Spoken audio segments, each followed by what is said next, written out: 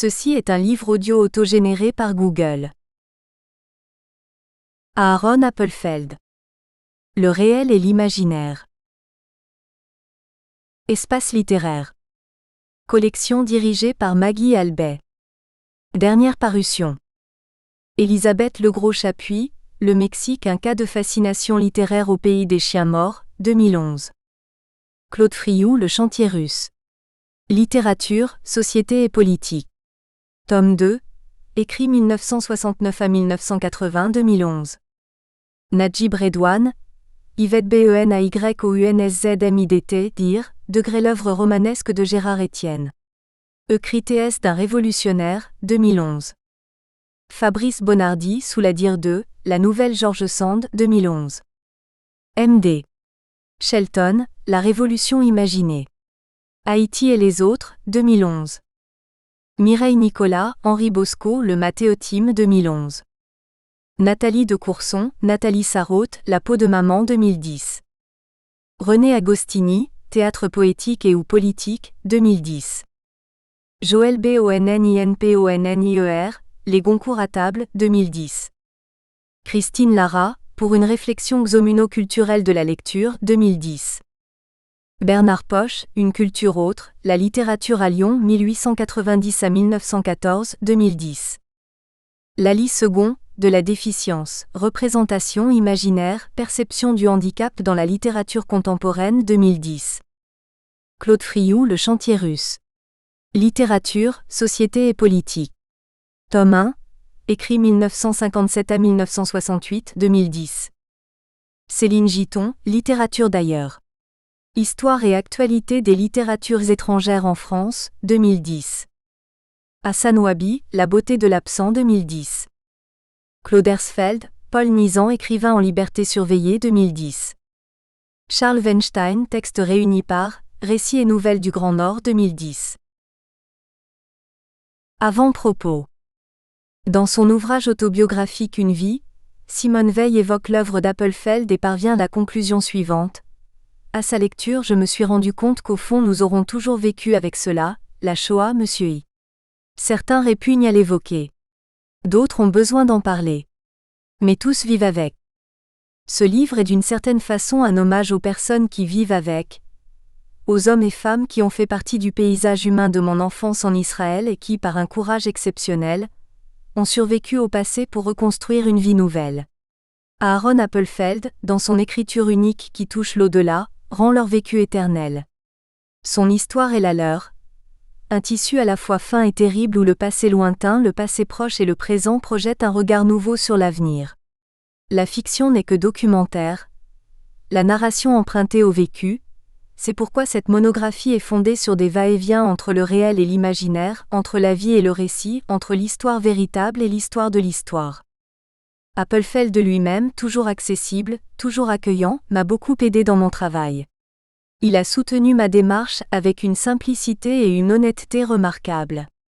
De plus, je remercie vivement l'équipe de ses archives à l'université Ben-Gurion à Beersheva qui m'a fourni à maintes reprises la documentation nécessaire, à mes collègues, Agnès Vogue et Michel Tauber, pour leur correction linguistique indispensable et à l'INALCO qui m'a accordé un semestre sabbatique pour accomplir ce travail. Introduction. Aaron Appelfeld est aujourd'hui l'un des plus grands écrivains israéliens. Mondialement connu, il est l'auteur de dizaines d'ouvrages traduits en de nombreuses langues et le lauréat de prix littéraires importants en Israël et en Europe. En France, il a eu le prix Médicis en 2004 et a été nommé commandeur de l'Ordre des Arts et des Lettres en 2005. Depuis 30 ans, il habite Mévas-Sion, une banlieue verdoyante de Jérusalem, et passe la plupart de ses matinées dans un café pittoresque en plein cœur de la ville où il a sa place pour écrire. Il rédige à la main sur une feuille blanche. Il n'aime pas les lignes droites qui l'obligent à une écriture précise, ce qui lui permet de modifier, d'effacer, de réécrire. Ses yeux sont bleus ou verts. Il parle doucement et pèse chaque mot. Il est marié à Yehudit et le couple a 3 enfants adultes, 2 garçons et une fille. Durant toutes ces années de père de famille, il a enseigné, tout d'abord au lycée, puis à l'université Ben-Gurion de Beersheva. Aujourd'hui il est à la retraite, ce qui lui permet de consacrer tout son temps à l'écriture. Portrait idyllique d'un homme qui a tout ce qu'il faut dans la vie, une famille, une maison, un travail et une reconnaissance. Et pourtant, Aaron Appelfeld est né en 1932 à Tchernovitz en Bucovine. Quand la guerre éclate, il a 7 ans. Sa mère est tuée tout de suite, sa famille est envoyée dans le ghetto, son père et lui sont déportés. À l'automne 1942, âgé de 10 ans et après avoir été séparé de son père, il s'évade du camp de Transnistrie et passe 3 ans seul dans les forêts. Il traverse toutes les horreurs de la guerre avant de s'installer en Israël en 1946 à l'âge de 14 ans. Cette expérience d'enfant juif avant et pendant la guerre, ainsi que son vécu comme rescapé établi en Israël, nourrissent une écriture unique en son genre.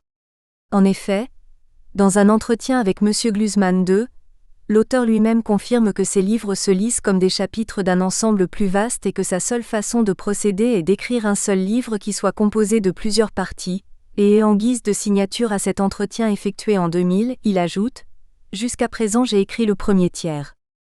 Une étude littéraire de l'œuvre d'Appelfeld nécessite un triple questionnement. Tout d'abord le thème bien connu de l'écriture du désastre, puis les secrets de la mémoire, surtout la mémoire enfantine, et enfin les liens entre l'autobiographie et l'autofiction que l'on nomme aujourd'hui la narration de soi.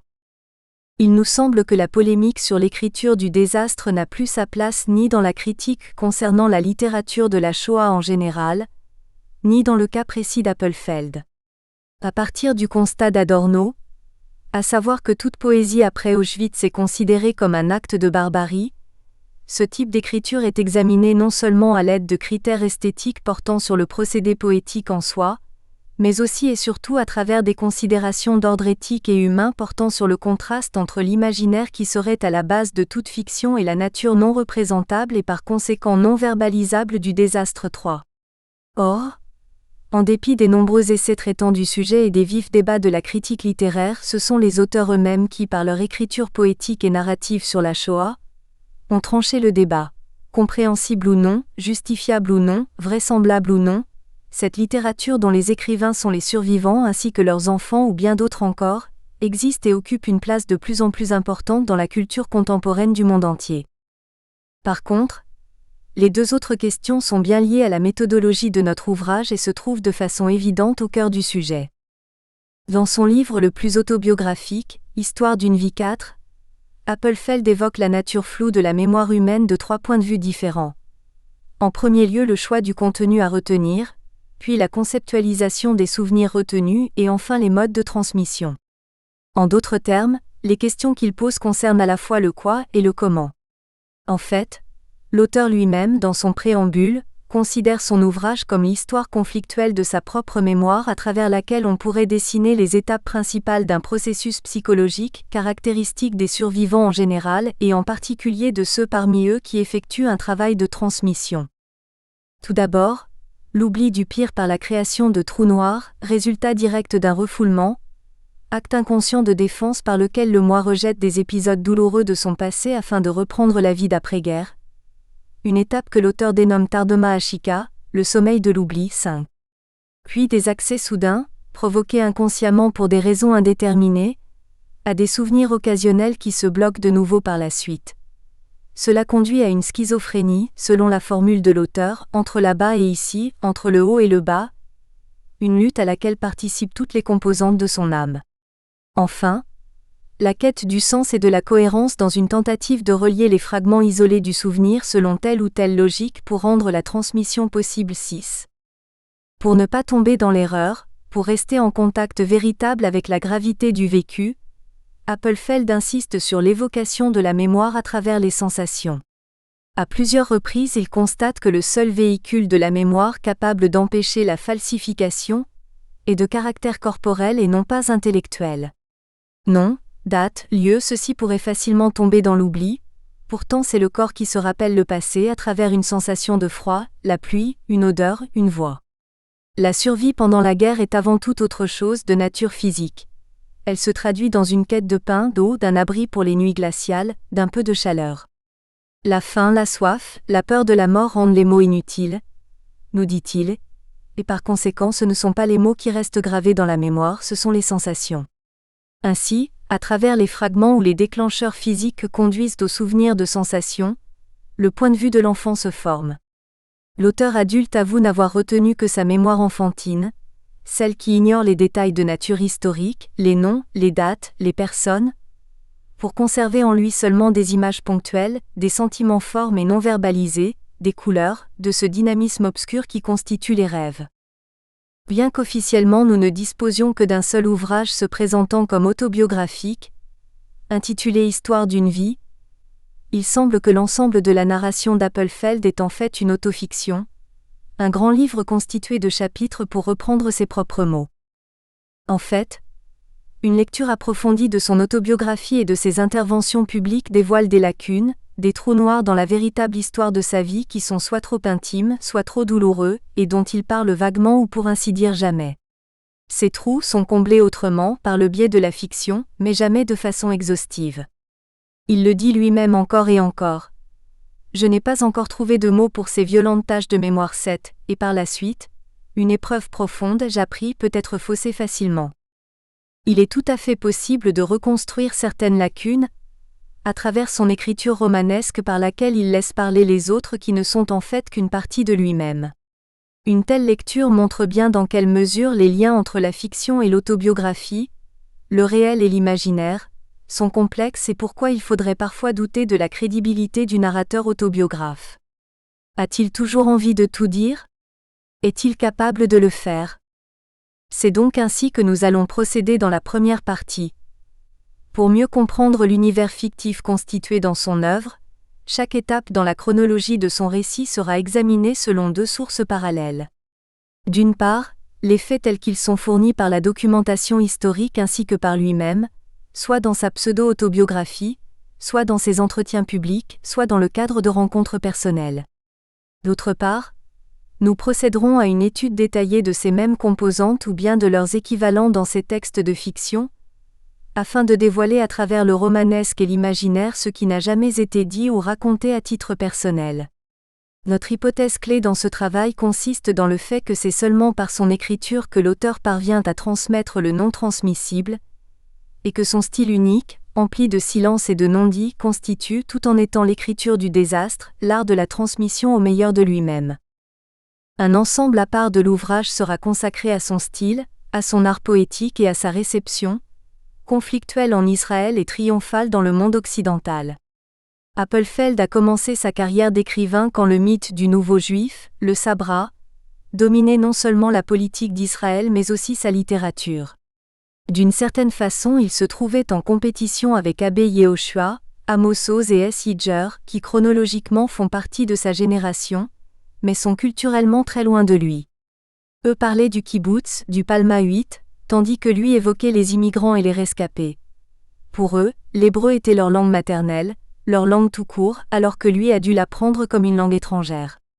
Dans ce domaine aussi, les deux sources sont à notre disposition. Certes, les faits, les textes critiques, les prix et les traductions, mais parallèlement le récit de son histoire d'écrivain, de sa bataille sur la langue, de son hébreu à lui, l'histoire de l'histoire telle qu'il l'exprime dans ses œuvres romanesques. Enfin, notre troisième partie portera sur la pensée d'Appelfeld, une pensée singulière qui surgit de partout, se développe avec le temps et se distingue toujours du discours israélien type en mettant l'accent sur la religiosité d'une part et la rencontre entre la judéité et l'identité israélienne de l'autre. Il a sa propre perception du judaïsme, du hassidisme, de la société israélienne et surtout des liens entre le passé, le présent et l'avenir. Dans ce domaine aussi, outre les propos de l'auteur à différentes occasions, ce sont surtout les œuvres qui parlent. Nous resterons donc à leur écoute. Première partie, la narration de soi. Mais c'est une fiction. Tout est vrai. Mais rien n'est réel. Aaron Appelfeld. Iton 77, octobre 1997. Une œuvre de fiction classique est à la fois mimétique, en rapport avec le monde et la mémoire, et ludique par le jeu de l'agencement de ces différents éléments. Cela se retrouve dans toutes les analyses du roman réaliste. Or, s'agissant de l'écriture du désastre par une victime témoin, l'agencement se fait autrement, pas nécessairement entre les éléments de la fiction mais plutôt entre la mémoire existante, les trous noirs non exploitables et la documentation qui l'entoure. En fait, dans cette écriture particulière, l'acte même de l'énonciation est un moyen, conscient ou pas, de combler des lacunes dans le vécu personnel ou collectif afin de combattre l'oubli par l'énoncé. C'est pourquoi cette fiction est constituée par des matériaux qui sont empruntés à la fois à l'expérience personnelle de l'auteur, aux histoires des autres et encore à des éléments fictifs mais vraisemblables. Nous, lecteurs de la narration portant sur la Shoah, avons l'habitude de nous organiser autour de la question de la vérité et du parallèle entre la vie de l'auteur telle qu'on peut la reconstituer et la vie de l'auteur telle qu'il la raconte. Nous impliquons presque automatiquement et sans même le savoir, la logique de l'autobiographie. Or, aucun roman d'Appelfeld ne peut être considéré comme autobiographique dans le sens classique du terme. Aucun ne relève du pacte autobiographique établi par Lejeune Neuf, à savoir une sorte de contrat où l'auteur s'engage à écrire un récit véridique relatant sa propre vie le plus fidèlement possible tout en gardant la triple identification entre auteur, narrateur et personnage principal. Même dans son ouvrage le plus autobiographique, Histoire d'une vie, Appelfeld avertit son lecteur tout au début en disant que le lecteur n'aille pas chercher dans ses pages une histoire de vie précise et structurée. Page 10.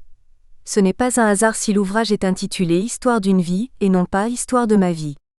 En fait, l'ensemble de son écriture est une fiction construite sur le réel, qu'il soit emprunté à des fragments de souvenirs personnels, des séquences isolées tirées des récits des autres ou bien de ce qui lui semble vraisemblable dans un cadre donné. L'auteur crée des narrateurs variés, hommes, femmes, enfants, qui font le va-et-vient entre ces sources d'inspiration pour créer ce qu'il appelle à plusieurs reprises 100 ans d'histoire juive. Les chapitres suivants ne sont en aucun cas la biographie de l'auteur. Aucune recherche particulière portant sur des faits inconnus de sa vie personnelle n'y figure. Il constitue l'essentiel de ces différents récits, puisés dans des expériences diverses, de lui et des autres, présentés selon une logique chronologique et thématique. Enfance avant-guerre, vécu lors de la guerre et adolescence après-guerre. Leur seul objectif est de faciliter pour les lecteurs ce travail de va-et-vient entre le véridique et l'imaginaire, le dit et le non-dit, le mémorisable et le vraisemblable qui ensemble construisent la saga du désastre. 1. Les récits d'une enfance d'avant-guerre. Europe, il est tardis. Dans le ciel se soulèvent des violons. Et un canotier. Excusez-moi, madame, quelle année est-il ? 39 et demi environ, il est encore tôt, très tôt. On peut fermer la radio. Faites connaissance, je vous prie. Voici la brise marine, âme vivante de la promenade. Si polissonne. Qui fait tourner les robes cloches et battre. Les journaux inquiets, tango, tango. Et le jardin public se fredonne. Je vous baise la main, madame. Une main fine comme la peau d'un gant blanc. Tout se mettra en place. Comme dans un rêve. Ne vous inquiétez pas tant, madame. Ici, ça n'arrivera jamais. Vous verrez plus tard. Ici, jamais. Tchernowitz, un paradis sur un volcan 11. En 1998, je suis retourné à Tchernowitz, raconte Appelfeld dans un livre chargé d'émotions, et la journée est encore longue 12. Mais dès le premier jour, je le savais. Cette ville, ses belles rues, ses jardins, sa rivière et ses parcs qui sont l'essence même de mon enfance ne sont plus les miens. Ma ville natale n'existe que dans mon imagination. Cependant, il n'y a rien qui vient du cœur entre mon imagination et ce qui existe. J'ai pris avec moi tout ce qui m'était cher, et je l'ai transplanté à Jérusalem. Cette sensation, je la vis depuis des années, mais ce n'est qu'après être revenu de ma ville natale que j'ai trouvé les mots justes pour l'exprimer. Page 123. La Bucovine, le pays d'en haut de la Moldavie qui s'adosse au nord-est des Carpates et aux plaines avoisinantes, est aujourd'hui séparée en deux parties, la Bucovine du Nord et celle du Sud, qui appartiennent respectivement à l'Ukraine et à la Roumanie. Elle fut donnée à l'Autriche par le traité austro-turc du 4 mai 1775 et resta sous administration autrichienne jusqu'en 1918. À la fin de l'année 1781, les autorités autrichiennes décident de transférer le siège du diocèse de Radautz à Tchernowitz et elles peuplent cette nouvelle principauté, appelée dès lors Bucovine, de paysans rutènes, de Polonais et de Russes fuyant le régime du Tsar, de Juifs persécutés venant de l'Est, d'Allemands et de Slovaques. En dépit de quelques frictions, Les conflits interethniques ne sont pas trop graves et les différentes cultures se développent côte à côte.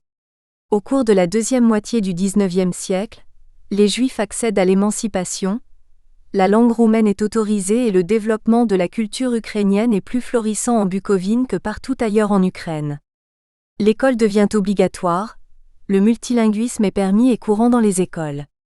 C'est une période de grande croissance économique où les Juifs jouent un rôle important dans de nombreux domaines tels que l'industrie, le commerce, le transport ou les professions libérales. Le judaïsme est reconnu uniquement en tant que confession, et il n'y a pas d'enseignement en hébreu ou en yiddish dans les écoles de l'État. La langue des Juifs est donc l'allemand et les élèves juifs constituent une majorité au lycée allemand, Gymnasium, de Tchernovitz. Par ailleurs, 30% des étudiants en droit et en lettres de l'université de Tchernovitz, bastion de la culture allemande, sont juifs. En 1900, la population de la Bucovine se compose de 41% d'Ukrainiens, 32% de Roumains, 13% de Juifs, 9% d'Allemands et 4% de Polonais. À partir du moment où la Roumanie gagne son indépendance en 1878, elle revendique le rattachement de la Bucovine, qui pour elle, en tant que noyau originel de la Moldavie, a une importance historique considérable. En 1918, l'Assemblée de Bucovine, où ceux-ci sont majoritaires, vote donc le rattachement. Or, bien qu'à partir de 1922 le multilinguisme ne soit plus autorisé, la langue roumaine devenant la seule langue officielle, les Juifs de Bucovine continuent de considérer la culture allemande comme leur véritable culture, tout en laissant une place de plus en plus importante au yiddish. Erwin, devenu plus tard Aaron Appelfeld XIII, est né en 1932, dans cette région qui regroupe plusieurs langues et cultures, alors que les nazis prenaient le pouvoir en Allemagne et que s'amorçait une collaboration destructrice entre ceux-ci et les partis antisémites roumains, très présents déjà dans le paysage politique du pays. Le fait même que le pays ait été un bastion de culture allemande a facilité la tâche politique dans un contexte où toute minorité, les Juifs en particulier, était mal vue. La ville natale d'Appelfeld est Tchernovitz, aujourd'hui Tchernovitz, au sud-ouest de l'Ukraine actuelle. Zvi Yaavetz, un célèbre historien israélien natif de la ville, lui consacre tout un ouvrage 14. Selon lui, le principe ethnique était essentiel dans cette ville multiculturelle. On y parlait 4 langues, le roumain, l'allemand, le ruthène et le yiddish. Tous les clubs de football s'étaient formés selon ce principe, sauf un, le IASK, considéré à l'époque comme communiste, de même que tous les syndicats d'étudiants. En 1930, selon un recensement de l'époque, sur les 112 427 habitants de la ville, 42 592 sont juifs. Entre les deux guerres, Tchernovitz connaît une vie juive active et variée. La langue et la culture allemande priment au sein du noyau intellectuel de la bourgeoisie aisée. Celle-ci s'oppose avec un certain mépris aux juifs orthodoxes, surtout aux hassidim qui se sont installés dans les petites villes voisines dès le XVIIIe siècle pour créer leurs cours avec leurs chefs spirituels, les tzadikim. Il convient de signaler en particulier les cours de Sadbora, une banlieue de Tchernovitz, de Bojan et de Vishnitsa. Il y a à cette époque environ 25 000 hassidim, dont la seule langue parlée était le yiddish. Parallèlement, le sionisme théorique, présent dans la vie communautaire en Bucovine depuis le premier congrès sioniste de 1897, se modifie et la tendance pratique qui encourage l'immigration vers la Palestine trouve sa place dans le cadre de plusieurs mouvements de jeunesse, tels que Hashomer Hatzer, Gordonia et Beitar. De plus, à la suite de la crise économique, les organisations communistes illégales deviennent de plus en plus recherchées par la jeunesse locale en général et par les jeunes juifs en particulier. C'est ainsi que Zvi Yaavetz décrit la vie juive à Tchernovitz avant la guerre 15. Tous les visages du judaïsme se trouvaient à Tchernovitz, des juifs d'origines différentes, de classes sociales diverses et de cultures variées. Il semble que la tolérance ait été leur caractéristique la plus marquante. Ils ne s'opposaient à personne tant qu'ils pouvaient vivre tranquillement. Il n'y avait pas une seule place libre lors des soirées en yiddish, ni quand Moissy et Wasserman jouaient en allemand. Tout le monde était là lors d'une manifestation sioniste, tout le monde y était aussi pour celle du Bund. Pour une soirée roumaine, il fallait se dépêcher. Personne ne prenait ces choses trop au sérieux, il y avait une culture juive, une culture ukrainienne, une culture allemande, il y avait de tout. Appelfeld, encore enfant quand la guerre éclate, se rappelle quelques sensations. des images non cadrées de sa ville natale et de sa maison d'enfance. Notre maison est grande et compte de nombreuses pièces. Un balcon donne sur la rue et l'autre sur le jardin public. Les rideaux sont longs, ils effleurent le parquet. Lorsque la bonne les change, une odeur d'amidon se répand dans toute la maison. Mais plus encore que les rideaux, j'aime le sol, ou plus exactement le tapis qui le recouvre. 16. Il se rappelle aussi les longues promenades silencieuses avec ses parents le long du fleuve Prut. Parfois nous gravissons une colline et une fois au sommet, nous nous asseyons pour contempler le paysage. Mes parents parlent peu et semblent aux aguets, page 14. Ces promenades ne sont mentionnées qu'une seule fois dans cet ouvrage autobiographique. Or, elles occupent une place importante dans le roman Tout ce que j'ai aimé, publié presque au même moment. 17. Ce dernier ouvrage raconte la vie tourmentée d'un enfant dont les parents se séparent à la veille de la guerre, dans un environnement hostile et antisémite. Certes, la vie de cet enfant n'a rien à voir avec celle du petit Erwin. Bien au contraire, si on peut tirer une seule conclusion de son enfance d'avant-guerre dont il se souvient si peu, c'est qu'il était un enfant aimé dans un cadre familial protecteur. Il le répète à de nombreuses reprises, et nous en reparlerons par la suite. En revanche, il semble que le paysage urbain de sa ville natale, un paysage recréé par les yeux et le savoir d'un écrivain adulte qui traduit les bribes d'images floues gravées dans sa mémoire d'enfant, occupe un rôle important dans le roman. Le père, un peintre frustré, quitte la ville avec son fils pour reconstruire sa carrière à Bucarest. Au moment du départ, il dit à une amie admiratrice : « Ne t'inquiète pas, je n'oublierai jamais Tchernowitz, cette ville est gravée au plus profond de mon cœur et elle sera avec moi partout. Personne n'arrache sa ville natale de son cœur même si elle le fait souffrir. » Or, lorsque l'enfant vit encore avec son père à Tchernowitz, ils passent leur temps à se promener ensemble. On peut aisément détecter les deux principaux endroits qui caractérisent la ville de l'entre-deux-guerres. Les cafés au centre-ville et la rivière Prut avec les quartiers plutôt populaires qui l'entourent. D'ailleurs, Yahavets, dans son ouvrage Mon Tchernowitz, les nomme la ville d'en haut et celle d'en bas. 18. Dès le premier chapitre du roman, avec cette phrase d'ouverture, « Mon père et ma mère n'étaient pas heureux ensemble », le récit nous emmène vers ces deux endroits, la rivière et les cafés. Les jours où il ne pleut pas, nous nous promenons au bord de la rivière. Même là, il ne parle presque pas. Si je pose une question, il répond par un ou deux mots. Au long de la route, nous rencontrons des maisons de bois aux toitures de paille, de fortes paysannes puisant de l'eau de source, des animaux domestiques qui font peine à voir, des croix en bois, mais ce qui est le plus émouvant, ce sont les chapelles. Dans la plupart des cas, elles sont petites, se trouvent à proximité de très grands arbres et donnent l'impression de constructions faites par des enfants. Nous y entrons en faisant attention à notre tête. La promenade dure jusqu'à la tombée du jour. L'obscurité au bord de l'eau fait peur, plus peur que celle sous les arbres. Elle évoque un animal vivant. Je tiens la grande main de mon père et surmonte la peur, page 6. En règle générale, les rivières dans les ouvrages d'Appelfeld font partie de la campagne et non pas du paysage urbain. La seule fois où il parle de celle de sa ville natale, il signale comme dans l'extrait traduit plus haut qu'elle fait peur, est obscure. Peut-on supposer que dans cette mémoire enfantine reconstruite, ce fleuve, le Prut, une composante majeure du paysage intime et familier, évoque un autre fleuve, un lieu de menace et de mort, celui du camp du travail forcé, le Bug ? Les cafés, par contre, sont très importants dans l'univers urbain de l'auteur comme on peut le constater dans la suite du passage. Quand il fait froid, maman me met un manteau chaud et un bonnet en laine et je vais avec mon père au centre-ville. Les rues sont larges et les marronniers font de l'ombre sur les trottoirs. À chaque coin de rue se trouve soit un café, soit un magasin de textiles. Vers la fin de l'après-midi, une lumière humide brille sur les balustrades et dans les cafés monte une épaisse fumée de cigarettes. Page 6. Appelfeld trouve des cafés dans chaque ville, dans chaque village, partout où il fait venir ses divers personnages, enfants et adultes, hommes et femmes, en Europe et même en Israël. Il semble qu'un bon café au lait servi avec une tarte au fromage, le jeu d'échecs et la fumée de cigarettes, ces quelques composantes d'un vrai café européen d'avant-guerre, aient des propriétés presque curatives voire miraculeuses dans l'ensemble de la narration appelfeldienne. Et à juste titre, le café est un lieu rassurant, sécurisant, car c'est justement l'endroit que le petit garçon fréquentait en compagnie de son père, son protecteur tant aimé. Voici ce que raconte l'auteur. Mon attirance pour les cafés est née lors de mon enfance dans ma ville natale, Tchernovitz.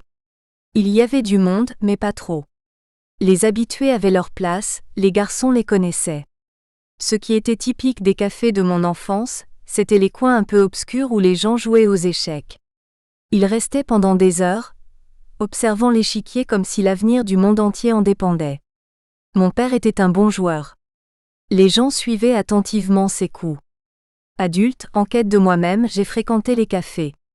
À Jérusalem dans les années 50 et 60, ils étaient encore calmes, sans musique, avec les parfums et les habitudes issues de la vieille Europe. 19. Il est donc évident que ce ne sont pas seulement que les enfants fictifs qui se sentent en sécurité dans ce cadre. Cette sensation se prolonge à l'âge adulte. En fait, il semble que le goût et le parfum d'un bon café au lait, d'une tarte au fromage ou d'une tartine de pain beurré concrétisent le concept primordial de la mémoire enfantine qui nourrit une grande partie de l'écriture d'Appelfeld. Il s'agit d'un mécanisme qui ignore les détails de nature historique, les noms, les dates, les personnes, pour ne conserver en lui que des images, des sensations fortes non verbalisées, des couleurs, des odeurs, des goûts, qui survivent au temps passé pour être verbalisés beaucoup plus tardivement dans l'écriture. En d'autres termes, l'écrivain adulte projette sur ses personnages littéraires les sensations pures et nettes qu'il a éprouvées lors de son enfance et qu'il éprouve toujours, même si dans le présent, dans son travail d'écrivain, il parvient à les exprimer verbalement. Cette partie du livre suit chronologiquement le parcours de la vie de l'enfant. Le principe qui porte sur la mémoire enfantine retravaillée par un adulte s'applique donc tout d'abord à la période heureuse de sa petite enfance. Cependant, il est évident qu'il est beaucoup plus décisif dans l'écriture si unique du désastre, autrement dit les années de guerre, tout d'abord dans le ghetto, puis dans le camp et enfin dans les forêts. L'enfant, sa maman et son papa. Chaque fois qu'on demande à Appelfeld, l'homme d'âge mûr, où il a puisé cette force incroyable pour affronter la guerre tout seul à l'âge de 10 ans, sa réponse est la même. J'étais un enfant aimé, je porte cet amour en moi depuis toujours et ce sont eux, mes parents si aimants, qui m'ont donné la force. Un enfant aimé donc. Un bel enfant choyé, souvent malade, qui passe la plupart de son temps à la maison selon le témoignage d'un paysan camarade de classe. 20. Dans un texte autobiographique, publié en 1997-21, 2 ans avant la parution de l'ouvrage Histoire d'une vie, Appelfeld parle de lui-même comme d'un enfant au caractère suspicieux. Déjà lors de ma petite enfance, j'avais l'habitude d'examiner les gens avec prudence et suspicion. Selon maman, c'était le résultat de mes longues maladies enfantines. Grand-mère disait que chaque enfant unique est suspicieux par nature. En effet, j'étais un fils unique, très attaché à mes parents. L'espace en dehors de la maison, surtout lorsque j'étais seule, me semblait étrange et menaçant. La plupart de mes rêves d'enfant, bizarrement gravés dans ma mémoire, ont à voir avec une anxiété d'abandon. Je tends la main et elle reste suspendue dans l'air. La peur surgit tout de suite et me tient. Par la suite, il parle de ses difficultés d'affronter les camarades non-juifs au cours de sa première et seule année scolaire. Il était physiquement fragile et subissait en permanence leurs coups et leurs insultes. Sa mère avait pitié de lui. Mais son père insista pour qu'il aille à l'école malgré tout, malgré sa souffrance, et l'écrivain adulte ajoute : avait-il un pressentiment que j'aurais par la suite des expériences beaucoup plus difficiles ? On peut poser la même question pour ce qui concerne ses rêves. Un enfant si aimé et si entouré avait-il déjà inconsciemment le pressentiment de l'abandon ? De se perdre tout seul en étant orphelin ? Nous espérons que vous avez apprécié cet aperçu. Pour continuer à écouter ce livre audio sur Google Play Livres, utilisez le lien dans la description de la vidéo.